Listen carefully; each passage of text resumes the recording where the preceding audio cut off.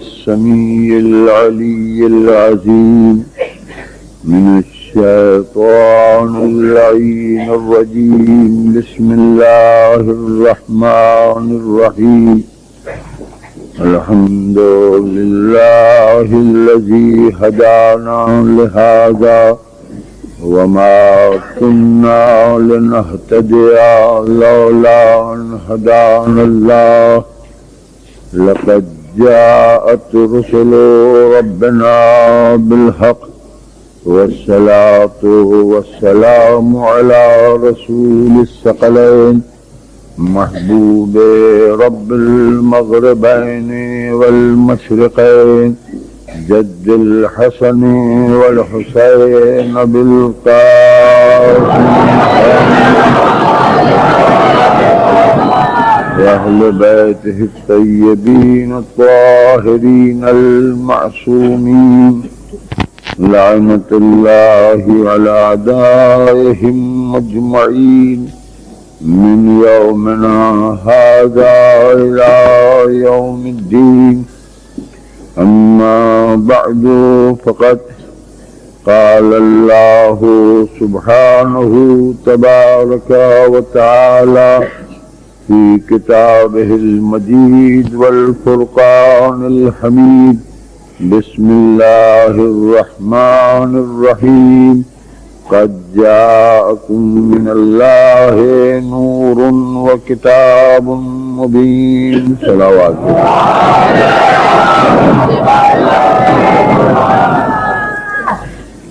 برادران ملت، خداوند عالم قرآن مجید میں ارشاد فرما رہا ہے کہ اللہ کی طرف سے تمہارے پاس نور اور کتاب پہنچی ہے.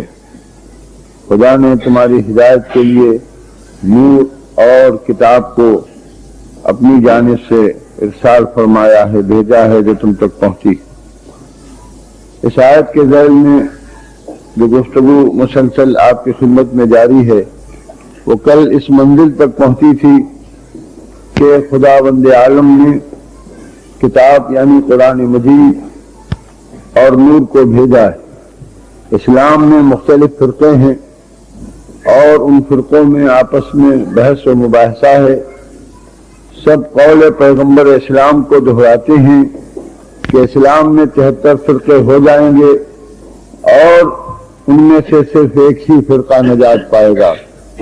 اور جتنے بھی فرقوں کے علماء ہیں وہ سب اپنے اپنے فرقے کے ماننے والوں کو یہ تشفی تسلی دیتے رہتے ہیں کہ ہم ہی جنت میں جانے والے ہیں، ہم ہی نجات پانے والے ہیں، اور باقی سب فرقے جہنم میں جانے والے ہیں.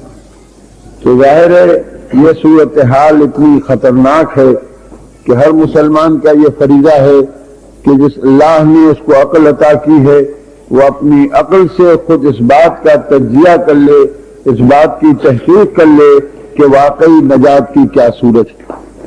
کیا خالی فرقوں کا لیبل لگ جانے سے نجات حاصل ہو جائے گی؟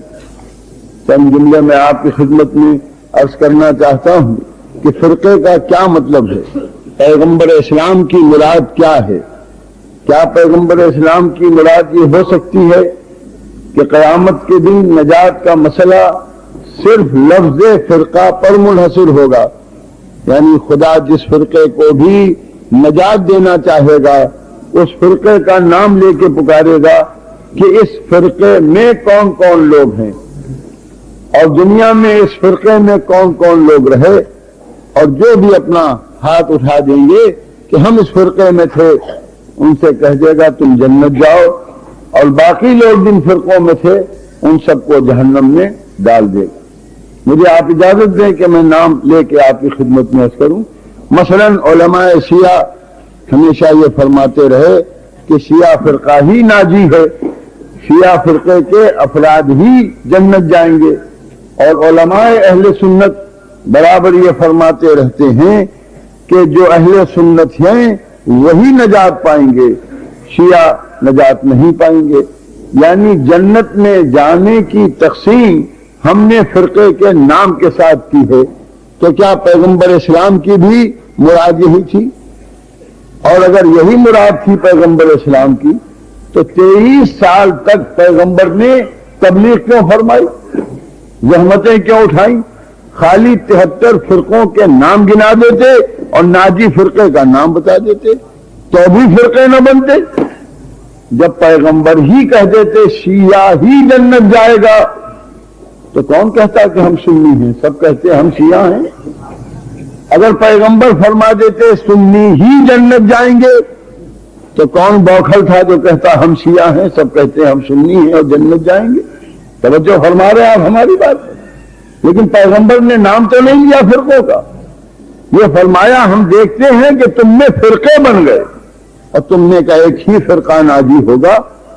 تو جو یہ کہہ دیتے ہیں کہ سنی جنت جائیں گے، شیعہ جنت جائیں گے، دیوبندی جنت جائیں گے، بریلوی جنت جائیں گے، وہابی جنت جائیں گے، حنفی جنت جائیں گے، شیعہ جنت جائیں گے، اسماعیلی جنت جائیں گے، داؤدی جنت جائیں گے، تو اس کا مطلب یہ ہوا کہ پھر یہ تو اللہ ہی کے اوپر منحصر ہے کہ جس کو جنت میں بھیجنا ہے اس کو اس فرقے کے ماں باپ کے یہاں پیدا کیا، اور جس کو جہنم میں جلانا ہے اس کو دوسرے فرقے کے ماں باپ کے یہاں پیدا کیا۔ کیونکہ آج فرقوں کی بنیاد تو ولادت پر ہے۔ میں کیوں شیعہ ہوں؟ میں اس لیے شیعہ ہوں کہ میرے ماں باپ بھی شیعہ تھے۔ کوئی سنی کیوں ہے؟ صرف اس بنیاد پر ہے کہ اس کے ماں باپ بھی سنی تھے یا ہیں۔ یعنی فرقے میں غور کون کرتا ہے، فکر کون کرتا ہے کہ کس فرقے کے کیا عقائد ہیں اور کون صحیح اسلام ہے اور کون غلط اسلام ہے۔ تو کیا جنت اور دوزخ بھی نسلوں میں تقسیم ہوگی؟ نہیں ہو سکتی، عقل قبول نہیں کرتی۔ تو کیا سارے شیعہ جنت چلے جائیں گے؟ اگر شیعہ ہی فرقہ جنت گیا تو سارے شیعہ، کون کون شیعہ ہے میدان حشر میں؟ ہم نے سب نے ہاتھ اٹھا دیا ہم شیعہ ہیں، چلو جنت میں۔ کون کون سنی ہے؟ ہم سنی ہیں، چلو جنت میں۔ اس کا مطلب یہ نہ اعمال کی کوئی اہمیت ہے نہ عقائد کی کوئی اہمیت ہے۔ میں شیعہ ہوں اس لیے کہ میرے ماں باپ شیعہ تھے، چاہے اللہ کو ایک نہ مانتا ہوں جنت جاؤں گا کیونکہ شیعہ ہوں۔ پیغمبر نے فرمایا ہے ایک فرقہ جنت جائے گا، علماء کہتے ہیں کہ شیعہ ہی جنت جائے گا لہذا جائے گا۔ خدا کو ایک ماننے کی کیا ضرورت؟ 2 مانیے 10 مانیے، وہ تو فرقہ جائے گا نا۔ جب پوری لاٹ جائے گی کچا پکا مال بھی نکل جائے گا۔ صلوات دے دیجیے محمد والا، کیا پریشانی؟ جی نہیں یہ شیعہ جنت نہیں جائیں گے، سنی جنت جائیں گے۔ جب سنی جنت جائے گا تو اللہ کو ایک ماننے کی سنی کو کیا ضرورت؟ تو گارنٹی ہے کہ جنت جائے گا، مانے یا نہ مانے۔ توجہ فرمانے، اللہ عادل ہے، اس کے تسلیم کرنے کی کیا ضرورت ہے؟ جب فرقہ جائے گا تو اس فرقے میں ہم بھی چلے جائیں گے، آپ کا فرقہ جائے گا آپ چلے جائیں گے، ہمارا فرقہ جائے گا ہم چلے جائیں گے۔ خدا کو عادل ماننا ضروری نہیں، اور حضور نبی کی نبوت کا قائل ہونا ضروری نہیں۔ کیسا ہی نبی مان لیجئے، اپنا ہی جیسا مان لیجئے، اپنے کو نبی سے افضل مان لیجئے، کیا فرق پڑتا ہے؟ تو فرقہ جائے گا، وہ تو لاٹ جائے گی پوری۔ توجہ چاہ رہا ہوں، اس میں عقیدہ کچھ بھی ہو، امامت کے قائل ہو یا نہ ہو، عصمت و طہارت کے قائل ہو یا نہ ہو، وہ تو جانا ہی ہے۔ قیامت پر بھی یقین ہو یا نہ ہو، وہاں تو خالی ہاتھ اٹھانا ہے، شیعو ہاتھ اٹھا دیا شیعوں، چلو جنت میں، اور کہا نہیں اہل سنت جائیں گے، سنیوں ہاتھ اٹھا دیا چلو جنت میں۔ یہ ہے اسلام؟ آپ کہیں نہیں یہ بات نہیں ہے، آپ سمجھے نہیں۔ پھر سمجھنے کا مطلب کیا ہے؟ کچھ چیزیں شیعہ ہونے کے لیے ضروری ہیں اور کچھ چیزیں سنی ہونے کے لیے ضروری ہیں۔ توجہ چاہ رہا ہوں، کیا جو شخص خدا کو ایک نہ مانتا ہو علماء اہل سنت اسے سنی تسلیم کریں گے؟ علماء کہیں گے ارے صاحب جو خدا کو ایک نہیں مانتا وہ کافر ہے، مشرک ہے، مسلمان ہی نہیں، سنی کیسے ہوگا؟ جو شیعہ خدا کو ایک نہ مانتا ہو، اللہ کی وحدانیت کا قائل نہ ہو، اسے علماء شیعہ تسلیم کریں گے؟ ہرگز نہیں تسلیم کریں گے۔ ارے جب موحد ہی نہیں ہے تو شیعہ کہاں سے ہوا؟ مسلمان ہی نہیں ہے تو شیعہ کہاں سے ہوا؟ یہی لفظ نکلتا ہے آٹومیٹک زبان سے کہ مسلمان ہی نہیں ہے تو شیعہ کہاں سے ہوا، مسلمان ہی نہیں ہے تو سنی کہاں سے ہوا؟ اگر کوئی رسالت کی عصمت کا قائل نہ ہو، علمیت اور نورانیت کا قائل نہ ہو، حد یہ ہے کہ آخری نبی نہ مانتا ہو، یعنی نمبر میں بھی اگر گڑبڑا جائے تو علماء فتویٰ دے دیتے ہیں کہ مسلمان نہیں، جو نبی کو آخری نبی نہیں مانتا وہ شیعہ ہے کہ سنی؟ کہ آپ کیسی باتیں کرتے ہیں، مسلمان ہی نہیں ہے۔ اس کا مطلب یہ ہوا کہ کچھ عقائد ایسے ہیں کہ جن کے مانے بغیر آدمی مسلمان نہیں ہو سکتا۔ تو پہلی چیز ہے مسلمان ہونا، پھر بات کا سوال ہے شیعہ ہونا یا سنی ہونا۔ تو لاٹ نہیں جائے گی۔ اگر سنیوں کے لیے ڈکلیریشن ہو گیا خدا کا کہ میرے حبیب تم نے کہا تھا 73 میں ایک ناجی ہے، میں قیامت کے دن ڈکلیئر کرتا ہوں کہ اہل سنت ناجی ہیں، تو فرشتے نہیں دیکھیں گے کہ ان میں موحد کتنے ہیں اور موحد کتنے نہیں ہیں؟ ان کا نہیں آپ نہیں سمجھے، وہ تو دیکھا ہی جائے گا۔ تو پھر نام سے کیا فائدہ ہوا؟ اس کا مطلب یہ ہے کہ لیول کا نام نہیں ہے۔ اہل سنت والجماعت چند مخصوص عقائد کا نام ہے، شیعہ اثنا عشری چند مخصوص عقائد کا نام ہے۔ جب تک ان عقائد سے کوئی متفق نہیں ہوگا سنی نہیں ہو سکتا، جب تک ان عقائد سے کوئی متفق نہیں ہوگا شیعہ نہیں ہو سکتا۔ اب عقائد کے بعد عمل کی منزل میں آئیے۔ خداوند عالم نے کہا کہ جتنے شیعہ ہیں سب جنت جائیں۔ فرشتے نے کہا رکو طاہر جربلی کہاں جا رہے ہو، تم نے ایک نماز نہیں پڑھی۔ وہ کہا یہاں نماز پر کہاں نجات ہے، یہاں تو شیعہ ہونے پر نجات ہے، ہم شیعہ تو تھے، نماز پڑھی یا نہیں پڑھی؟ دیکھو خدا کیا کہہ رہا ہے، شیعوں چلو۔ کہا نہیں نماز تو ضروری تھی، وہی ہوگی، ہم سے کہاں کہا، ہم سے تو اتنا ہی بتایا جو شیعہ ہوگا اس کو جنت ملے گی، ختم ہو گئی بات۔ ان کا سنیوں جنت چلو، چلی بھیڑ۔ اب فرشتوں نے کہا تو کہاں جا رہا ہے، کیوں نہ جائے، تو نے نماز نہیں پڑھی؟ کہاں نماز پڑھ رہا ہے، وہ تو یہی سمجھایا بس سنی ہو جاؤ جنتی ہو، نماز کیسی؟ کہا پڑھی؟ گلے عید کی تو پڑھی، پھر آواز دے دیجیے محمد عید کی تو پڑھی۔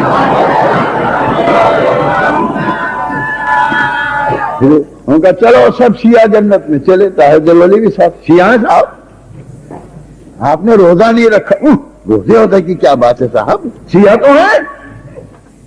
ان کا سنی اور جنت چلو، چلے سنی، تم کہاں جا رہے ہو؟ تم نے تو ایک روزہ نہیں رکھا کہ چھوڑو روزے نماز کی بات، سنی تو ہے، توجہ کر رہا ہوں۔ تو علماء کہیں گے نہیں نماز تو واجب ہے، روزہ تو واجب ہے، تو نمازی جائے گا جنت میں کہ نہیں؟ ان کا نمازی ضرور جائے گا۔ تو نمازی تو ہر فرقے میں ہے، تو چھٹائی ہوگی، کتنے شیعہ نمازی ہیں بھیجو جنت میں، کتنے سنی نمازی ہیں بھیجو جنت میں، کتنے وہابی نمازی ہیں بھیجو جنت میں، ہیں؟ ان کا نہیں یہ نہیں ہوگا، جائے گا تو فرقہ ہی۔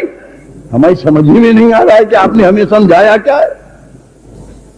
وہ کہ نہیں آپ نہیں سمجھے، ہر نمازی جنت میں نہ جائے گا اور بے نمازی بھی جنت میں نہ جائے گا۔ یہ کیا بات ہوئی؟ ان کا فرقے کو نام نہ سمجھیے، عقیدے اور عمل کی منزل میں پہچانیے۔ یعنی فیصلہ عقیدوں پر ہوگا اور جائزہ عمل پر ہوگا۔ توجہ چاہ رہا ہوں، فیصلہ عقیدے پر ہوگا اور جائزہ عمل پر ہوگا، تو عقیدہ بھی ضروری اور عمل بھی ضروری۔ یعنی اگر ایک سنی ہے تو اسے پختہ اپنے مسلک پر پختہ عقیدہ رکھنا چاہیے، مشکوک نہ ہو، شک ہوا اور عقیدہ صحیح نہیں ہے۔ اگر ایک شیعہ ہے تو اسے اپنے عقیدے پر پختہ ہونا چاہیے، یقین ہونا چاہیے، شک نہ ہو۔ اور اگر شک ہوا تو اگر کوئی سنی ہے بھی اور اسے اپنے عقیدوں میں شک بھی ہے تو یہ سمجھ لے کہ وہ سنی نہیں ہے۔ اگر کوئی شیعہ ہے اور اسے اپنے عقائد میں شک بھی ہے تو سمجھ لے کہ نام کا شیعہ و سنی ہے۔ جب عقیدے ہی میں پختہ نہیں ہے، توجہ چاہ رہا ہوں، تو پھر نہ شیعہ ہے نہ سنی ہے، عقیدے میں پختگی چاہیے۔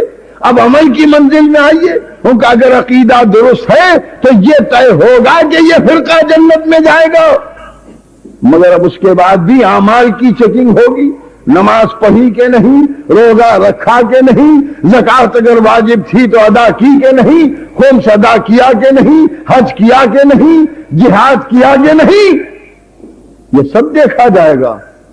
اوہو، ہم تو حدیث کا یہ مطلب سمجھے تھے کہ 73 میں ایک جائے گا جس کی چٹھی گھڑے سے نکل آئے گی وہ جنت میں چلا جائے گا۔ علماء کہیں گے نہیں تم نے غلط سمجھا، اب پتہ نہیں ہم نے غلط سمجھا یا ہمیں غلط سمجھایا۔ تو اب یہ عقیدے کہاں سے لائیں؟ بس حضور منزل آ گئی۔ میں تمام شیعہ بھائیوں سے، تمام سنی بھائیوں سے، جو بھی کلمہ پڑھتا ہے اس سے مخاطب ہوں، کسی ایک فرقے سے مخاطب نہیں ہوں کہ عقیدہ کیا ہے۔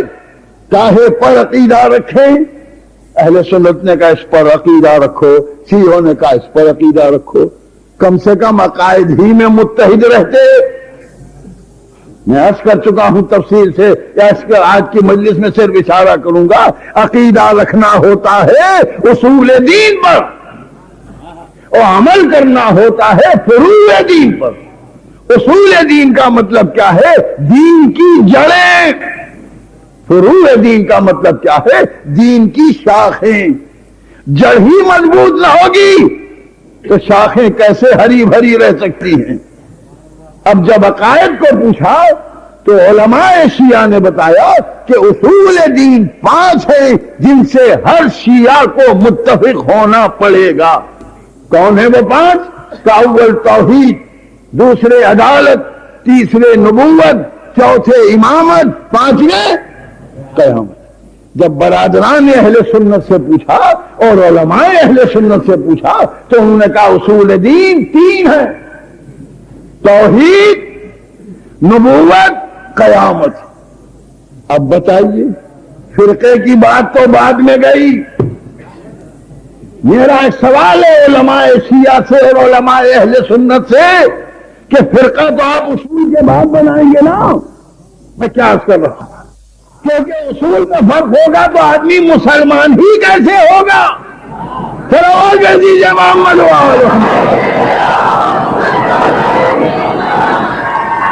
جس کا اصول ہی صحیح نہ ہوگا وہ مسلمان ہی نہ ہوگا۔ تو اب آپ ہمیں بتائیے کہ اصول دین 3 ہے کہ 5؟ جو کہتے ہیں کچھ زیادہ فرق نہیں. یہ سیاسی اسلام اس قدر شدید نقصان دہ ہے کہ جب ضرورت ہوتی ہے تو لوگ کہتے ہیں سب مسلمان ایک ہے, کوئی فرق نہیں, تھوڑا تھوڑا سا وضو کا نماز کا فرق ہے, تھوڑا فرق ہے. اصول دین ہی میں 3-5 ہے. چلو آگے دیجیے محمد والو.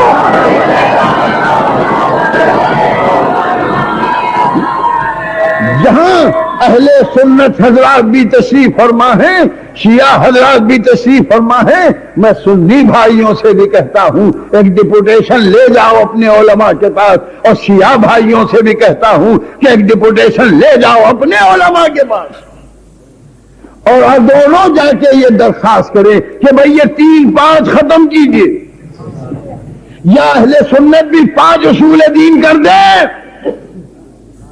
اور یا شیعہ 3 ہی رہنے دیں. مجھے فتویٰ لے کے جواب لا کے کل دکھائیے گا, تب میری گفتگو آگے بڑھے گی. قسم خدا کی ایک شیعہ عالم لکھ کے نہیں دے گا کہ ہم تیار ہیں اصول دین کو 5 سے 3 کرنے پر, اور ایک سنی عالم لکھ کے نہیں دے گا کہ ہم 3 کے 5 کر دیں گے. تو عدد ہی کا تو جھگڑا ہوا. میں کیا عرض کر رہا ہوں, یہ 5 کو چھوڑنے والے نہیں, وہ 3 کو چھوڑنے والے نہیں. سلام دے دیجیے محمد والے.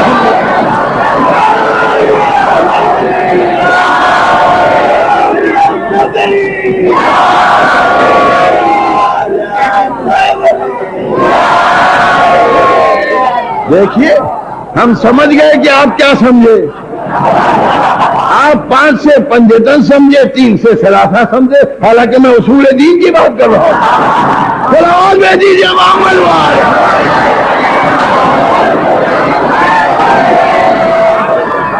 توجہ فرمائیے, میں اصول دین کی بات کر رہا ہوں کہ شیعوں کے علماء نے اسلام. اب مجھے آپ اتنا بتا دیں کہ علماء سے یہ بھی پوچھئے گا, شیعہ علماء سے, کہ یہ 5 اصول دین مذہب شیعہ کے اصول دین ہیں یا اسلام کے؟ توجہ چاہ رہا ہوں.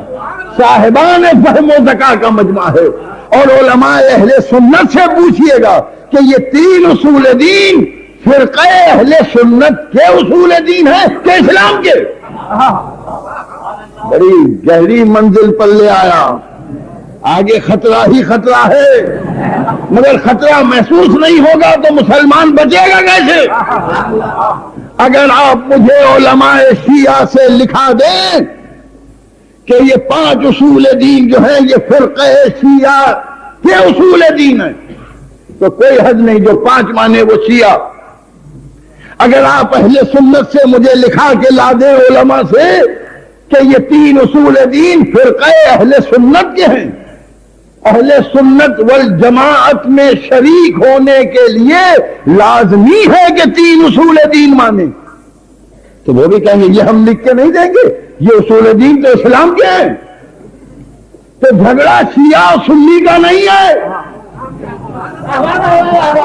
توجہ چاہ رہا ہوں, جھگڑا شیعہ سنی کا نہیں ہے. شیعہ سنی کا جھگڑا تو جب ہوتا جب شیعوں کے اصول دین 5 ہوتے, سنیوں کے اصول دین 3 ہوتے.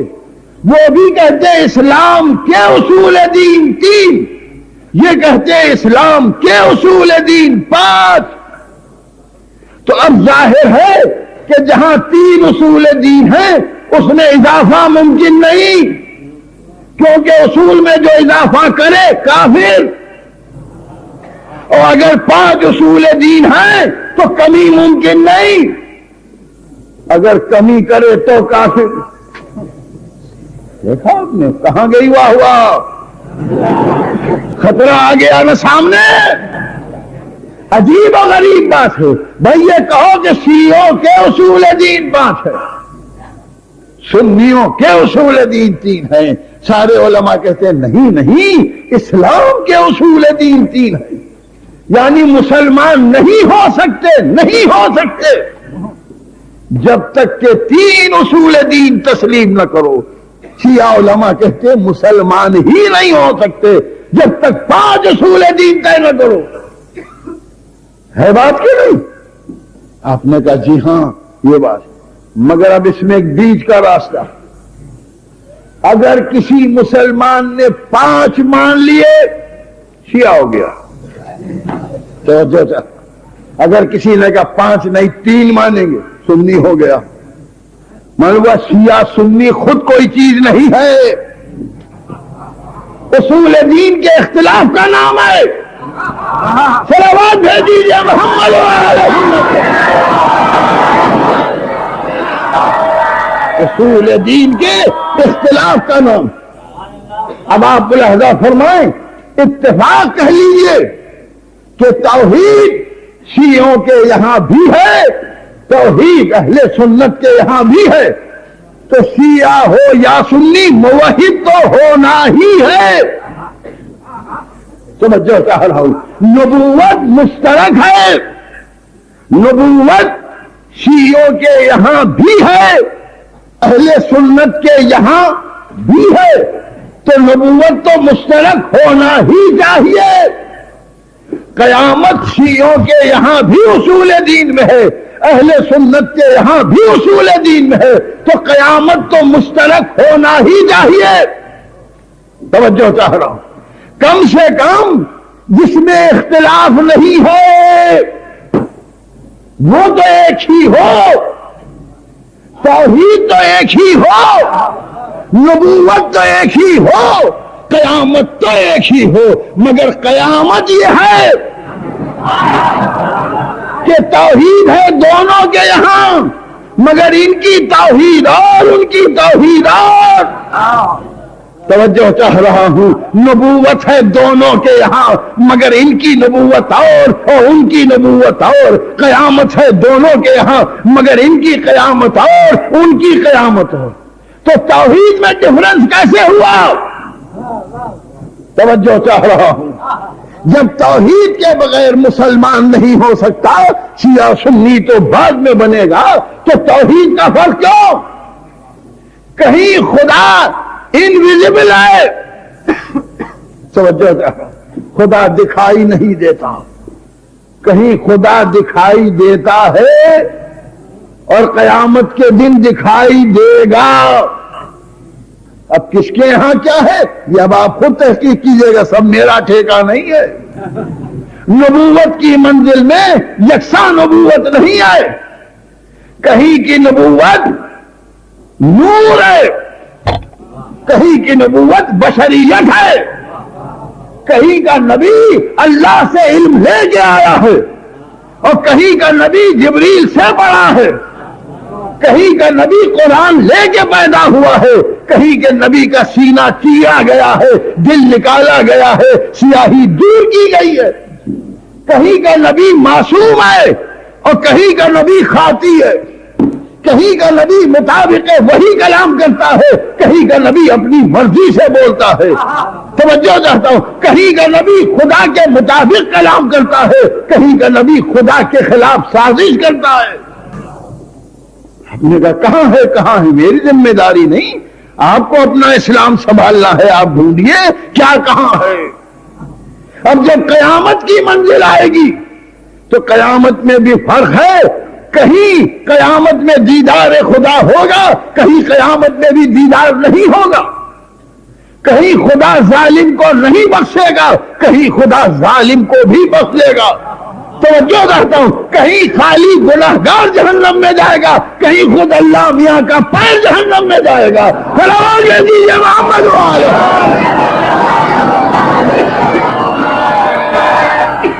بس میں نے اتنا سب کے جذبات کا بہت خیال کیا کہ یہ نہیں بتایا کیا کس کے یہاں۔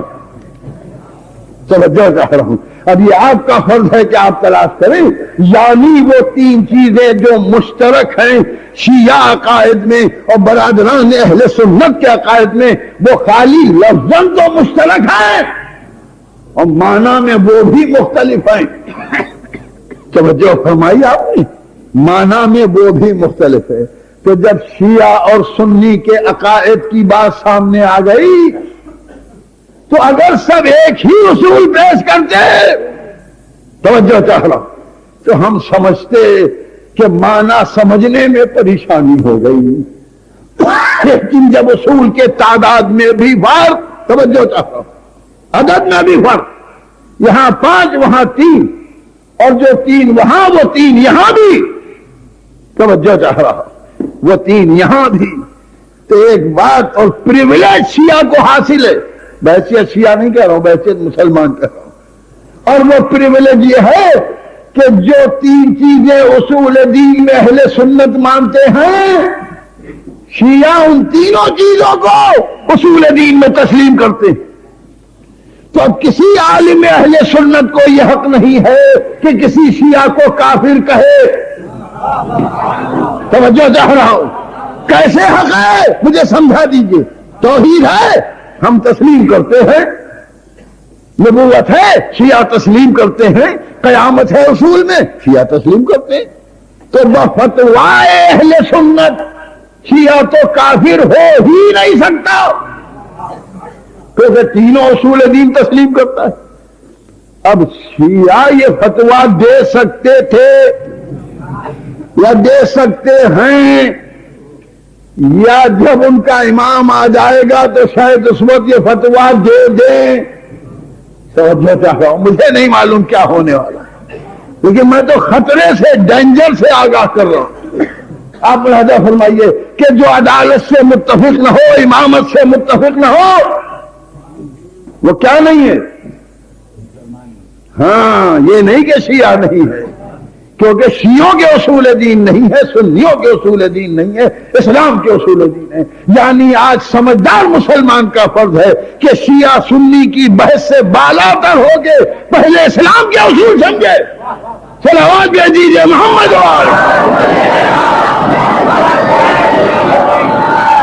ذرا ایک اور صلوات بآواز بلند بھیجیے محمد۔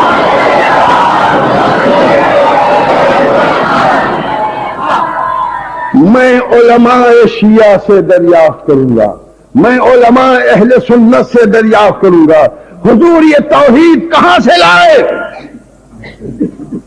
توجہ چاہ رہا، یہ توحید کہاں بنی؟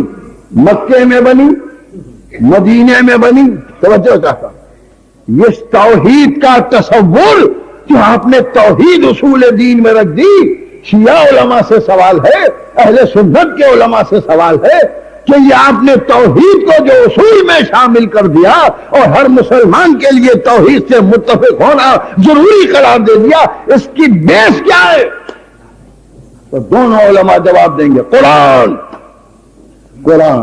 حکم ہے، قل هو اللہ احد، کہو کہ وہ اللہ ایک ہے، مسلمان ہی نہیں ہو سکتے جب تک گواہی نہ دو اشہد ان لا الہ الا اللہ۔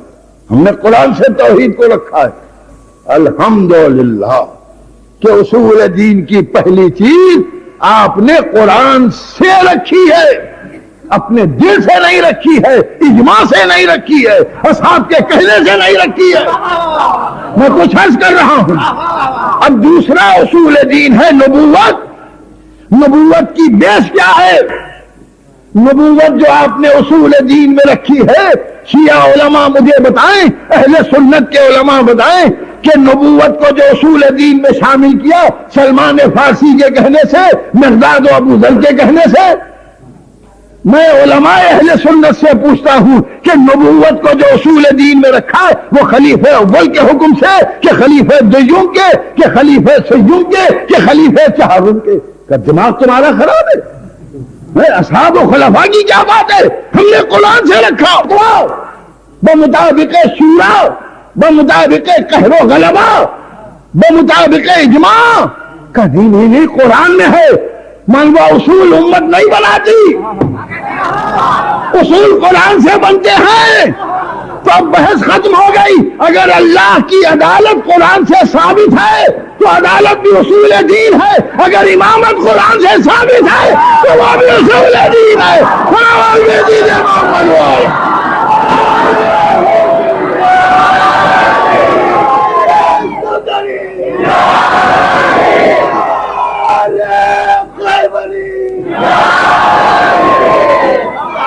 ایک اور صلوات بآواز بلند سے دیجیے۔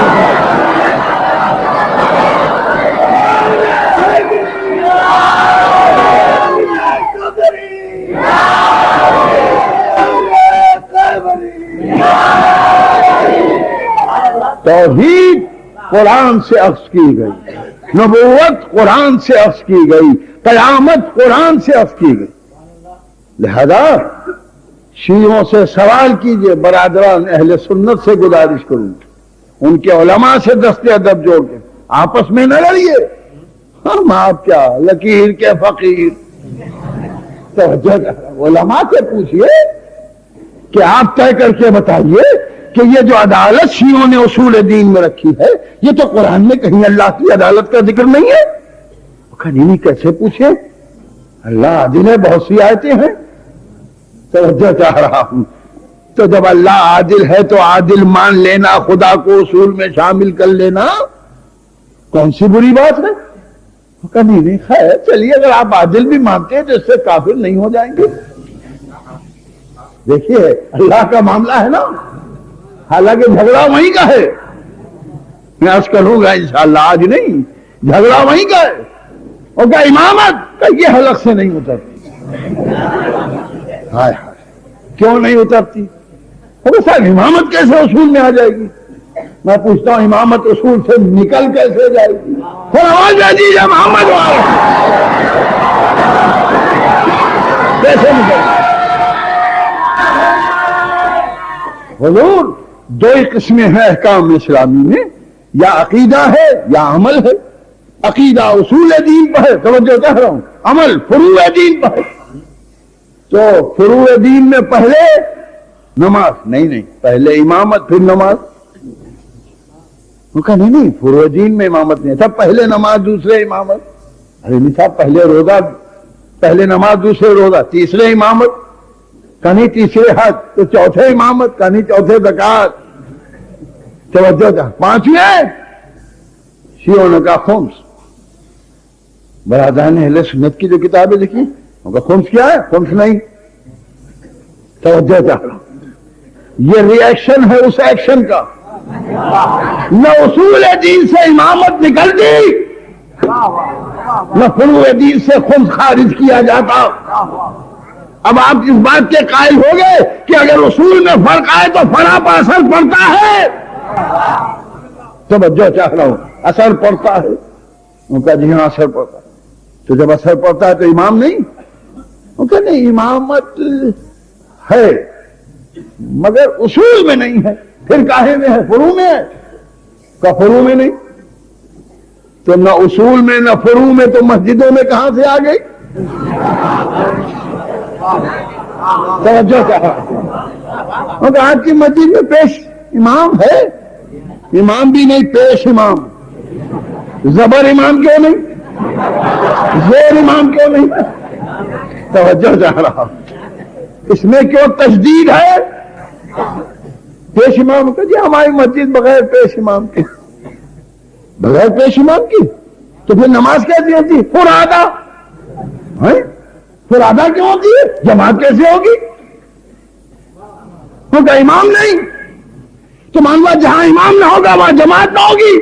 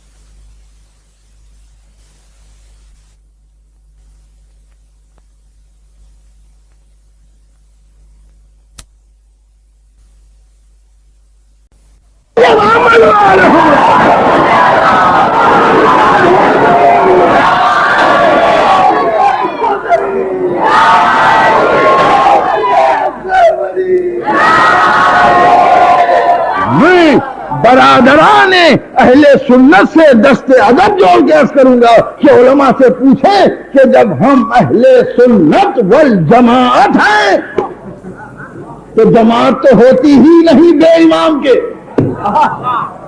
ہمارا امام کون؟ ہم؟ آپ تو اس مسجد کے ہیں، توجہ چاہ رہا ہوں، آپ اس مسجد کے ہیں، اس مسجد کا کوئی اور ہے؟ معلوم مسجدوں کے امام میں فرق ہو سکتا ہے، اسی پر جھگڑا ہوگا۔ آپ تو اس مسجد کے امام، اس مسجد میں کیسے آ گئے؟ یہاں کے امام راتب ہم ہیں۔ معلوم جس مسجد میں جو مقرر ہو جائے، کیا آپ مسجد میں پیدا ہوئے ہیں؟ توجہ چاہ رہا ہوں، کیا حیدرآباد کی کسی مسجد کا پیش امام اس مسجد میں پیدا ہوا ہے؟ کہ نہیں صاحب، امام مسجد میں کیسے پیدا ہوگا؟ تو پھر ہم آپ کے پیچھے کیوں پڑے؟ کہ ہم معین کیے گئے ہیں۔ آپ کو کس نے معین کیا ہے؟ کہ کمیٹی نے۔ کون سی کمیٹی؟ کہ متولیوں کی۔ اچھا، متولی امام بناتے ہیں؟ متولی امام بناتے ہیں تو اور کیا یہ متولی کا حق ہے کہ مسجد میں کس امام کو رکھے؟ یہ مسجد کیا ہے؟ کہ نقل مسجد نبوی۔ مسجد نبوی کیا ہے؟ کہ جب کعبے سے دور ہٹ گئے تو کب مسجد بنا لو، تو اصلی مسجد تو کعبہ ہے۔ کعبے کے متولی کون تھے؟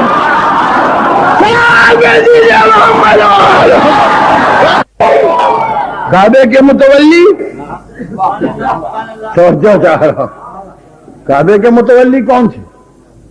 جس مسجد کے جو متولی ہوں، وہ جس امام کو پیش امام بنائے وہ نماز پڑھائے۔ اور اگر میں آ جاؤں لکھنؤ سے، ہٹیے میں پڑھاؤں گا، آپ کیسے پڑھائیں گے؟ میرا جی چاہ رہا پڑھانے، اور اتنے لوگ جو پیچھے کھڑے ہیں ان کا جی چاہ رہا ہے میرے پیچھے نماز پڑھنے کو۔ صاحب آپ نہیں پڑھ سکتے، امام راتب ہے۔ یہ راتب کیا چیز ہے؟ کہ معین ہے۔ کس نے معین کیا؟ کہ متولیوں نے۔ متولی کہاں سے آئے؟ متولی پیدا ہوئے ہیں مسجد میں۔ صاحب آپ تو جب بحث کرتے، متولی کہیں پیدا ہوتا ہے مسجد میں؟ جنہوں نے مسجد بنائی انہوں نے جو وقف نامہ لکھا، تو جو وقف نامہ انہوں نے لکھا اور اس میں جو شرائط تولیت لکھے، اس کے لحاظ سے یہ لوگ متولی ہیں۔ توجہ چاہ رہا ہوں، وہ بورڈ موجود ہے، وہ بورڈ کے وقف نامے دیکھ لیجئے، بنانے والا ہی متولی خود بن جاتا ہے، چاہے کسی کو بنا دیتا ہے۔ اب جس نے مسجد بنائی اس نے وقف نامہ لکھا، یہ مسجد جو میں نے تعمیر کر کے وقف کی ہے مسلمانوں کو نماز پڑھنے کے لیے، اس کا متولی تا حیات میں رہوں گا، اور میرے مرنے کے بعد میری اولاد میں جو بھی اولاد نرینہ ہوگی وہ اس مسجد کی متولی ہوگی، اور اگر صنف ذکور میں کوئی نہ ہو تو صنف اناس میں۔ ارے سبحان اللہ، کچھ روپے لگا کے مسجد بنا دی تو خاندانی کر لی۔ اب بتاؤ کعبہ کس نے بنایا؟ کعبہ کس نے بنایا؟ شیعوں نے بنایا؟ سنیوں نے بنایا؟ کہ کعبہ تو جناب ابراہیم نے بنایا، تو جب تک ابراہیم زندہ رہے وہ متولی خود ہی تو بنایا۔ توجہ چاہ رہا ہوں، اور بات کے لیے تو بازی کے لیے تو خدا سے کہا میری اولاد، یہ متولی کس نے بنایا؟ ابراہیم کو کعبے کا وقف نامہ قرآن میں ہے۔ ہم نے ابراہیم سے کہا کہ ہم نے تم کو امام بنایا،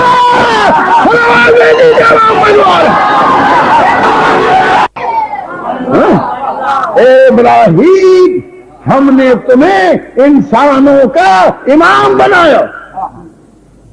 یہ جس کو گھر دیا بنا کے، اس نے ابراہیم کا اپائنٹمنٹ بحیثیت امام کے کیا۔ عجب چیز ہے، کوئی بھی متولی بنے اور امام بنے تو اولاد کو سوچنے لگتا ہے، اور معبود میری اولاد و من ذریت، اچھا مگر میرا عہد ظالموں تک نہیں پہنچے گا۔ بتا دیا ابراہیم کی اولاد میں دو طرح کی اولادیں ہوں گی، ایک ظالم ہوگی ایک غیر ظالم. امامت کو رکھوں گا مگر ظالم کو امام نہیں دوں گا. آپ تیار ہیں اس راستے پر گفتگو کرنے کے لیے کہ ہم ثابت کریں کہ کس سے ظلم سرزد ہوا اور کس سے ظلم سرزد نہیں ہوا؟ صلوات دیجیے محمد والے.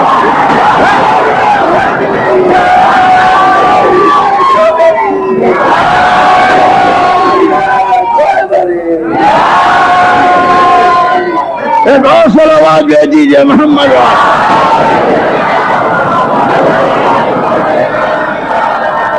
ابراہیم میرا عہد ظالموں تک نہیں پہنچ سکتا. اس کا مطلب یہ ہے کہ امامت عہد ہے اور جو امام ہوگا وہ عہدے دار ہوگا. تو وہاں سے چلا کعبے کا سلسلہ.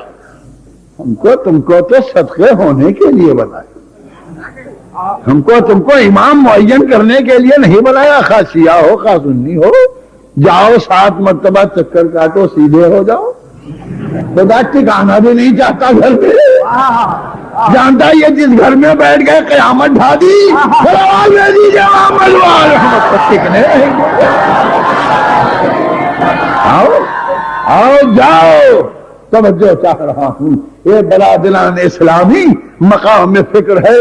اب آپ الہدہ فرمائیں کہ اگر امامت کچھ نہ ہوتی تو ابراہیم امام کیوں بنایا جاتا؟ تو اس کے بعد کیا ہوا؟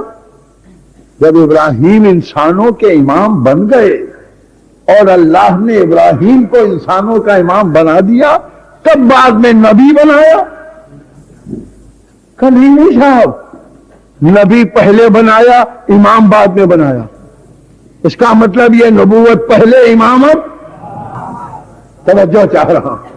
اب یہ ابراہیم کی بات ہے کہ اپنی اولادی امامت مانگی. رسول خدا بھی ابراہیمی کے اولاد میں ہے, مگر ابراہیم نے نہیں کہا اور میرے بعد کوئی نبی نہیں ہوگا کیا. ابراہیم جانتے تھے کہ نبی تو ہوگا ہی, ہم آخری نہیں ہیں, مگر سمجھ رہے تھے جب وہ آخری نبی چلا جائے گا تو کعبے کا کیا ہوگا. توجہ چاہ رہا ہوں, کیا ہوگا. اس لیے امامت کی دعا کی, اللہ نے قبول کی. اللہ کوئی دعا کا وعدہ کر لے قرآن میں بھی جھوٹی ہے. اگر اللہ سچا ہے تو امامت رسول میں ہونا چاہیے, اور اگر اللہ کا وعدہ ہی سچا نہیں ہے تو نہ امامت ہوگی نہ ہماری تمہاری بخشش ہوگی. صلوات دے دیجیے محمد والے. اگر ایک فرقہ بھی امامت نہ مانے, اللہ والے ایک فرقے کو تو بھیج دے, نہیں بیچتا. ارے ایک کو تو بھیج دے, ایک نہیں جائے گا. کیوں؟ ارے جب ابراہیم سے وعدہ کیا پورا نہ کیا تو آپ کس کھیت کی مولی ہیں؟ توجہ چاہ رہا آپ سے وعدہ پورا کر دوں. کچھ لوگ نکلے نہیں پورا کیا, تم نے مانی امامت؟ ہاں مانی. تو تم نے سچا جانا, تم سے وعدہ وفا ہوگا. جو سچائی نہیں جانتا تو امامت شیعہ سنی کی بحث کی چیز نہیں ہے, امامت اسلام کا اصول ہے دین. اور حضور آج کوئی پیدا نہ ہو مسجد میں تو امام بن جائے. جس کو اللہ نے کعبے میں پیدا کیا, اللہ جانتا تھا امت بنانے بیٹھ گئی تو سب بنیں گے, علی نہ بنیں گے. دیکھیے دنیا کے قوانین میں ایک حق نرالا ہے جو ہر ملک میں ملتا ہے, اس کو کہتے ہیں برتھ رائٹ. اگر ہندوستان میں کوئی باہر سے آئے اور ہندوستان کی شہریت مانگے تو حکومت کو اختیار ہے, چاہے شہریت دے چاہے شہریت نہ دے. مگر اگر کوئی ہندوستان کی سرزمین پر پیدا ہو گیا اور گورنمنٹ نے کہا ہم آپ کو سٹیزن شپ نہیں دیں گے, کہا کیسے آپ نہیں دیں گے, یہ ہمارا رائٹ ہے بائی برتھ. پاسپورٹ کے فارم میں لکھا ہوتا ہے سٹیزن شپ. توجہ چاہتا ہوں, آپ لکھتے ہیں انڈین, ہاؤ بائی برتھ. اللہ اللہ, ہندوستان میں پیدا ہو گئے تو ہندوستان کے مالک بن گئے بائی برتھ. وہ علی کعبے میں پیدا ہوئے, بھائی کسی کا رائٹ الیکشن سے ہوگا، علی کا رائٹ بائی برتھ ہے. سلام میں دیجیے محمد بائی برتھ.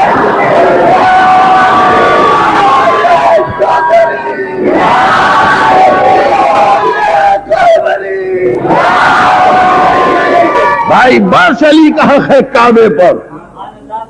توجہ چاہ رہا ہوں، بھائی برث ہے، امام کا حق ہے.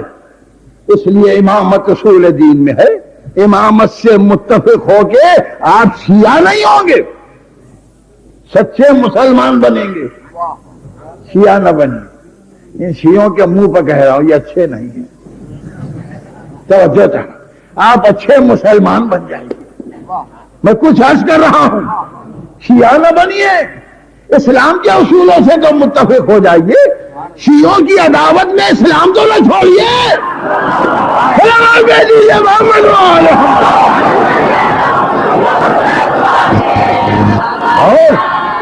اور صاحب یہ امامت کیا چیز ہے؟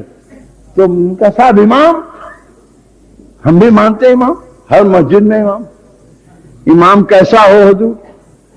چلیے کل جمعہ ہے، میں پڑھاتا ہوں نماز، آپ کیسے پڑھائیں گے؟ اتنی عمدہ تقریر کر لیتا ہوں، اتنا مجمع مجھے سنتا ہے، نماز نہیں پڑھیں گے آپ؟ اجازت ہے؟ ہاں. جب میں نے مجلس پڑھی تو آپ نے نہیں پوچھا کہ اجازت ہے؟ توجہ چاہ رہا، نماز پڑھانے میں آپ اجازت، کس کا اجازت چاہتی ہیں؟ کہ کسی عالم کا اجازت دیا. میں کیا جاہل ہوں؟ کہ نہیں سمجھا، آپ ایک ڈیکورم ہے. جو مجتہد ہے اس سے لکھا لائیے. لکھا لائیے. کیا لکھا لاؤں؟ طاہر صاحب کو نماز پڑھانے کی اجازت ہے. کیوں لکھا لاؤں؟ نبی کے مرنے کے بعد کسی نے لکھایا؟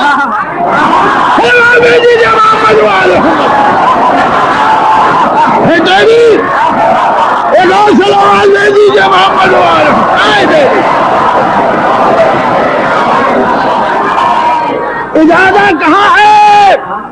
نہیں بات کلائمیکس کو آ گئی. نبی وہی اجازت لکھنا چاہتے تھے مگر نبی کو نہ لکھنے دیا، کیونکہ امت جانتی تھی سوائے علی کا کسی کو اجازت دیں گے نہیں. محمد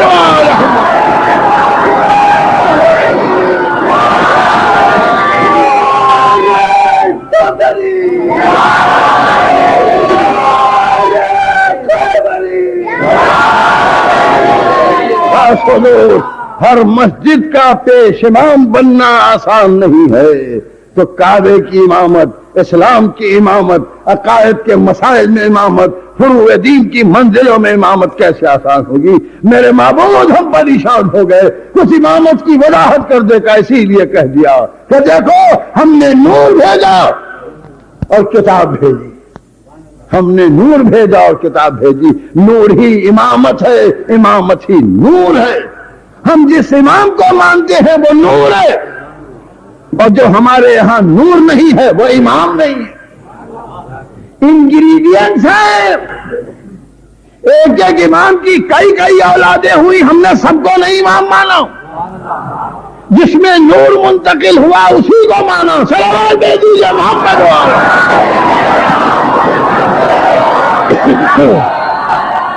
اور یہاں تک ہے کہ بڑے چھوٹے کی بھی قید نہیں رکھی. اگر بڑے میں نور منتقل ہوا تو بڑے کو امام مانا، منجلے میں نور منتقل ہوا تو منجلے کو امام مانا، چھوٹے میں نور منتقل ہوا تو چھوٹے. ان کا نور کیسے منتقل ہوا؟ ابھی آپ قرآن سے پوچھ لیجئے، سورہ نور کی تلاوت کر لیجئے. ایک صلوات بآواز بلند دے دیجئے. افسوس یہ ہے کہ وقت بڑی تیزی کے ساتھ بھاگتا ہے. وقت تمام ہو گیا. سورہ نور کی 35ویں آیت گھر پر جا کے ملاحظہ فرما لیجئے گا کہ خداوند عالم کیا فرماتا ہے نور کے متعلق. فرماتا ہے کہ اللہ نور السماوات، اللہ زمین و آسمان کا نور، یعنی در حقیقت خالق نور وہی ہے. نور کی خلقت کا باعث وہی ہے. نور اسی نے خلق کیا، اسی نے نور کو خلق کیا.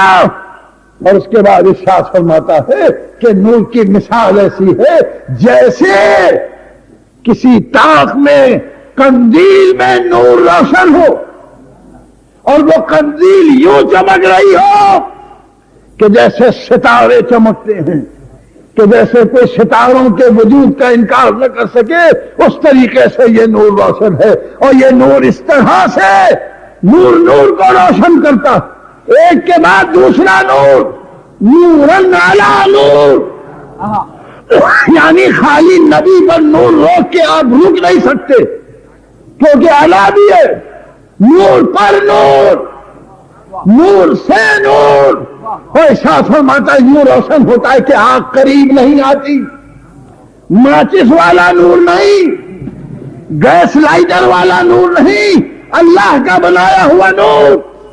اللہ اللہ، تو جب نور کا تسلسل قرآن ثابت کر رہا ہے تو نور پر نور دکھا دیجئے۔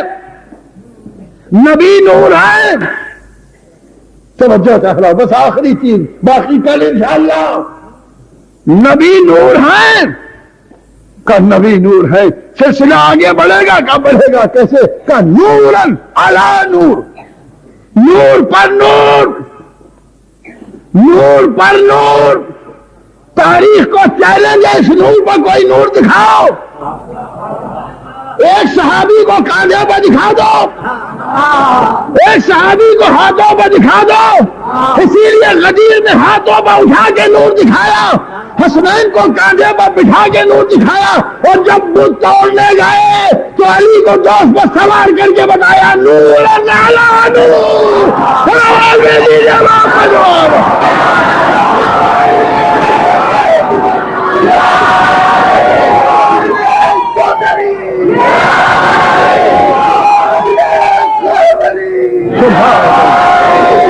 ایک اور صلوات بآواز بلند بھیج دیجیے محمد والے۔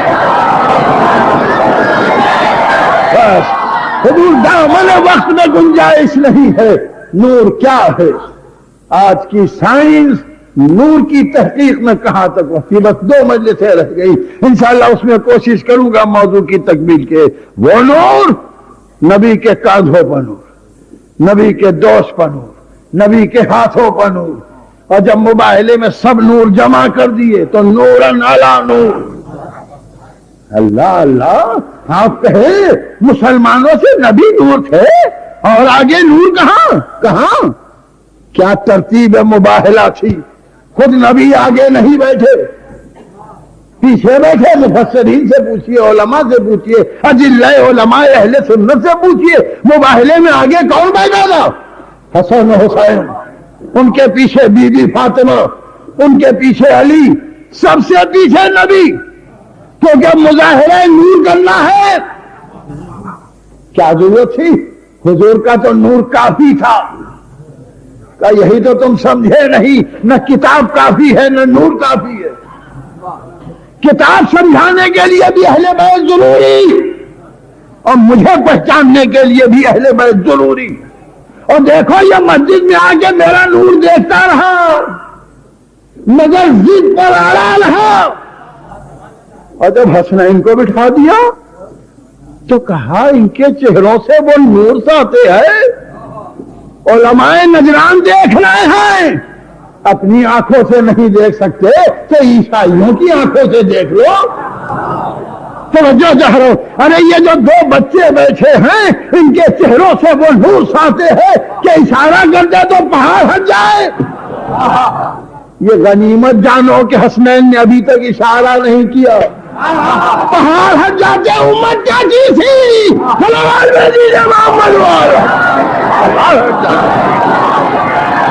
امت کیا چیز تھی؟ کھول رہا ہے اسے حسنین کا نور۔ کیا بات ہے، نور نبوی سے متاثر نہ ہوئے اور نور حسنین سے متاثر ہوئے؟ کیا معاذ اللہ میں بدعقیدہ ہو جاؤں یہ کہہ کے کہ نور حسنین میں زیادہ اثر تھا نور نبوی سے؟ نہیں نہیں، ہمارے یہاں افراط و تفریط نہیں ہے، بلکہ اتباع حق ہے۔ حسنین کے نور سے اس لیے متاثر ہوئے کہ وہ سمجھے تھے خالی نبی نور ہے، نبی نور ہے، نبی نور ہے، اما مر جائے گا قائل ہونے کی کیا ضرورت؟ مباہلے نے دیکھا نہیں، ابھی ہی نور نہیں ہے، علی بھی نور ہے، فاطمہ بھی نور ہے، حسن بھی نور ہے، حسین بھی نور ہے، یعنی کنٹینیوٹی ہے، نورن علی نور ہے۔ لہذا اب مقابلہ مشکل ہے، ایک نور کی زندگی بھر اقرار کر کے مرنے کے بعد انکار ہو سکتا ہے، لیکن جہاں تسلسل نور ہے تو نصارہ نجران نے مانا، ہم نے انہی کو امام مانا جو نور رکھتے تھے، اور اسی لیے کربلا کے میدان میں دیکھیے آپ جو شہداء ہیں اس میں جناب وہب کلبی کا بھی نام ہے۔ یہ وہب کلبی کون ہیں؟ جن کی ماں عیسائی تھی، جو خود عیسائی تھے، جن کی زوجہ عیسائی، اور عقد کر کے بیٹے کا بہو بیاہ کے آ رہی تھی، خیمے ساتھ نصب ہو گئے تھوڑے سے فاصلے پر۔ کہ میرے لال یہ کس کے خیمے نصب ہے؟ کہ معلوم نہیں، کہ ذرا جا کے پتہ چلاؤ، کیونکہ میں نے رات بھر دیکھا کہ ان خیموں سے نور بلند ہو رہا۔ دیکھیے نصارہ نجران کو بھی نور نظر آیا، اور اس عیسائی عورت کو بھی نور نظر آیا۔ وہب نے جا کے پوچھا یہ کس کے خیمے ہیں؟ کہا یہ حسین ابن علی کا خیمہ، نبی کے نواسے کا خیمہ ہے۔ کہا چلو یہی دین حق ہے۔ تو نور دیکھ کے اسلام قبول کیا، اور اسی لیے حسین نے کہا کہ ہم اس دنیا کے نور کے سہارے نہیں رہتے، اور شب عاشور چراغ گل کر دیا۔ جس کو جانا ہو جائے، جس کو جانا ہو جائے، مگر جب چراغ روشن کیا تو دیکھا کہ کچھ چہرے ہیں جو تمتما رہے ہیں، کہ حبیب کیوں نہیں گئے، زہیر کیوں نہیں گئے، مسلم کیوں نہیں گئے؟ حضور وقت نہیں آئے، ورنہ خطبہ عرض کرتا آپ کے سامنے، جس کا خلاصہ یہ فرزند رسول کیا فرما رہے؟ 70 بار جلا دیے جائیں، مار ڈالے جائے، جلا دیے جائیں، خاک ہوا میں اڑا دی جائے، خدا پھر پیدا کرے تو انہی قدموں پر جان دیں۔ ہم یہ قدم چھوڑ کے جانے والے نہیں۔ کچھ ایسی تقریریں کی کہ حسین ابن علی نے فرمایا نہیں حبیب تمہارا بھی نام فرد زہیر، تمہارا بھی نام فرد شہداء میں ہے، مسلم تمہارا بھی نام فرد شہداء میں۔ اور جب اصحاب کے نام لے چکے تو چپ ہو گئے۔ بس حضور چند منٹ کی زحمت، لکھا ہے کہ ایک شہزادہ اٹھا، چچا جان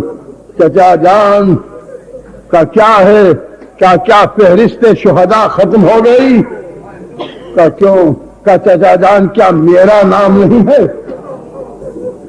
کا قاسم تمہارے نزدیک موت کیسی ہے؟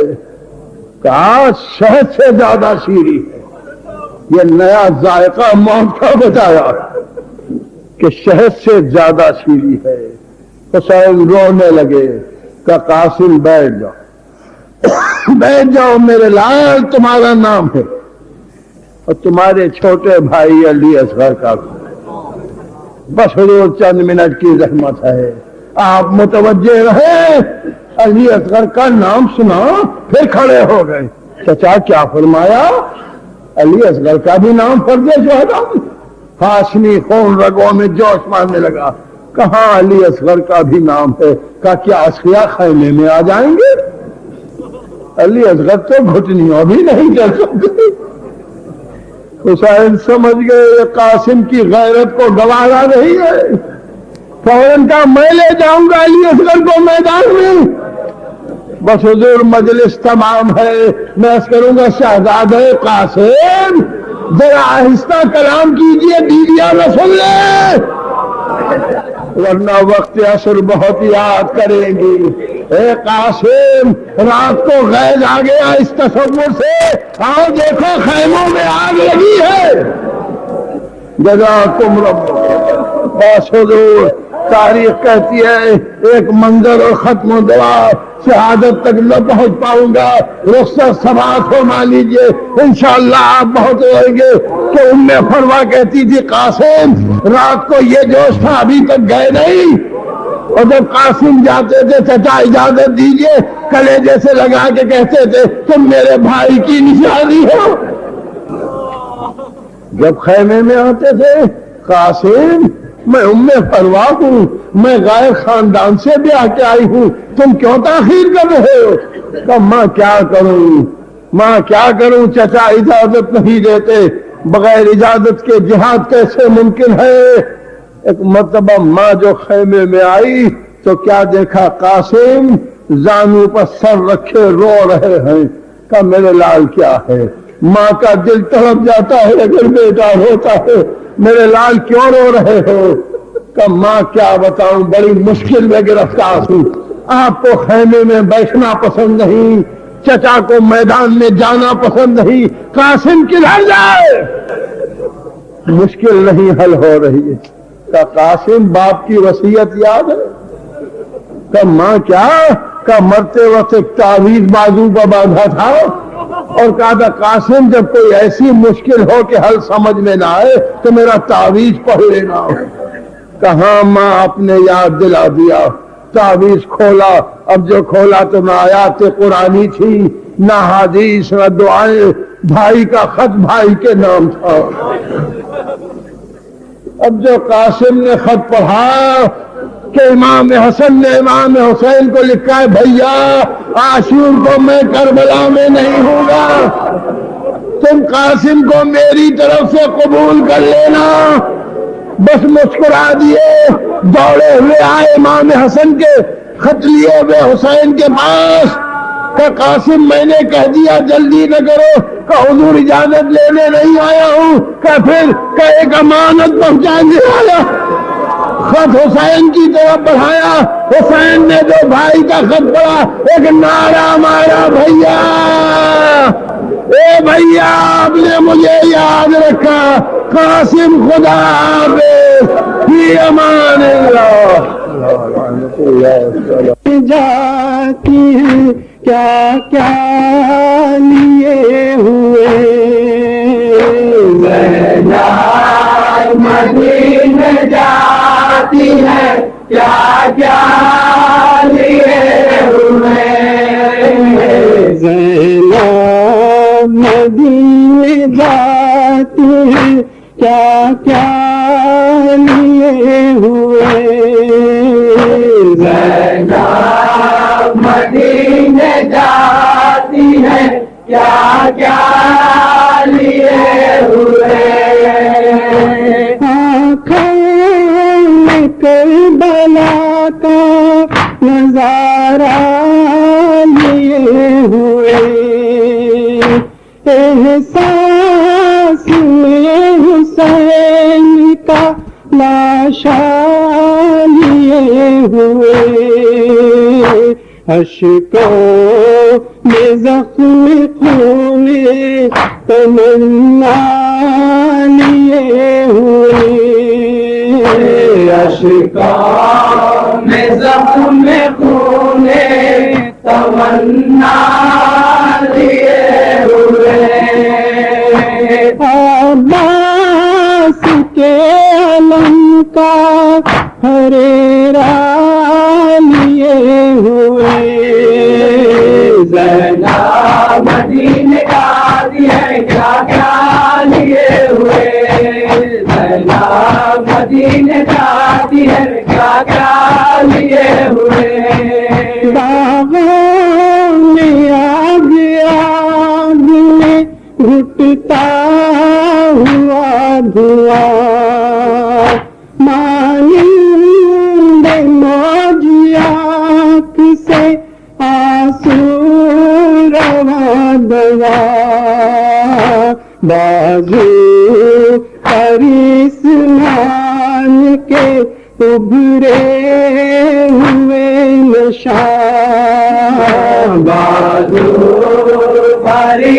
کرسمان کے ابھرے ہوئے نشان، سینے میں زخم مرگ سکینہ لیے ہوئے، زینب مدینے جاتی ہے کیا کیا لیے ہوئے،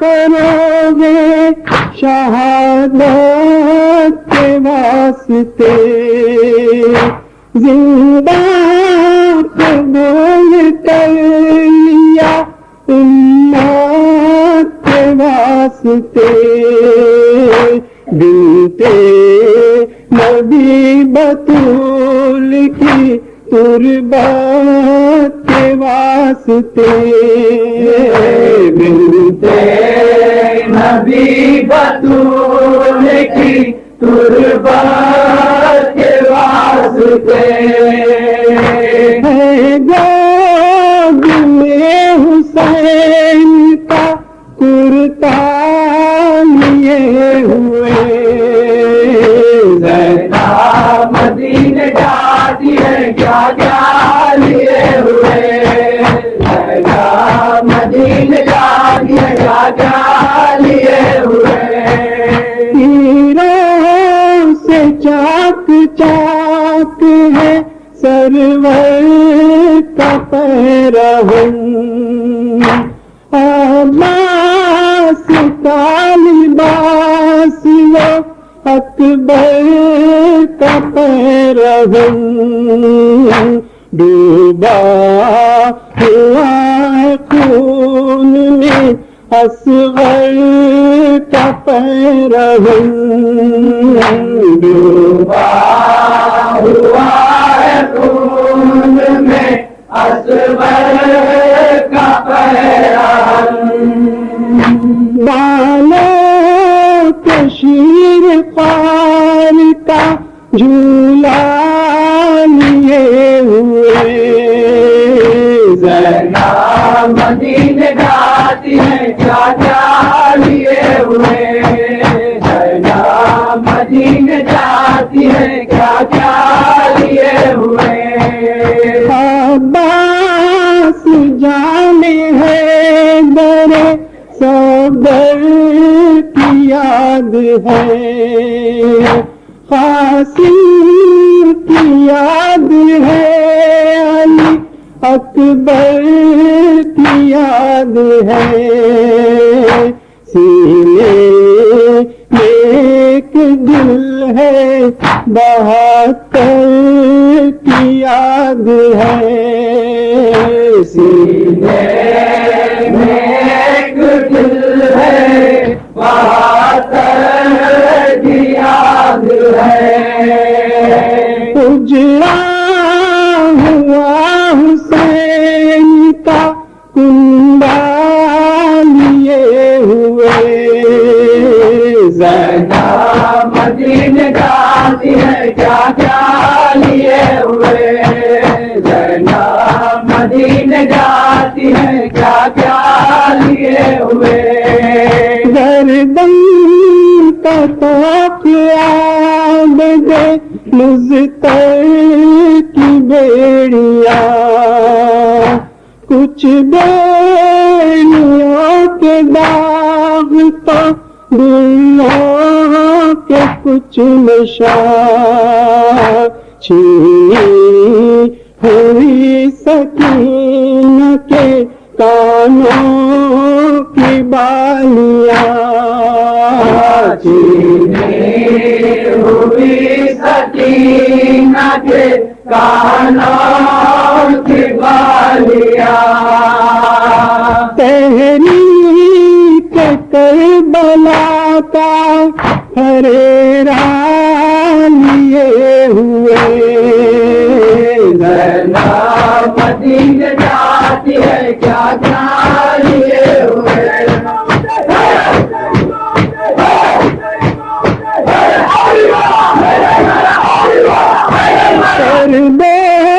کربلا میں لٹ گیا گلزار پنجتن، پامال دوست کی میں ہوا دل برے حسن، کہنے ہوئے ہیں بیوہ کی پوشاک ایک دلہن، پہلے ہوئے ہے بیوہ کی پوشاک ایک دلہن خاصی بنے کے ماتھے کا صحرا لیے ہوئے زینب مدینے جاتی ہے کیا کیا لیے ہوئے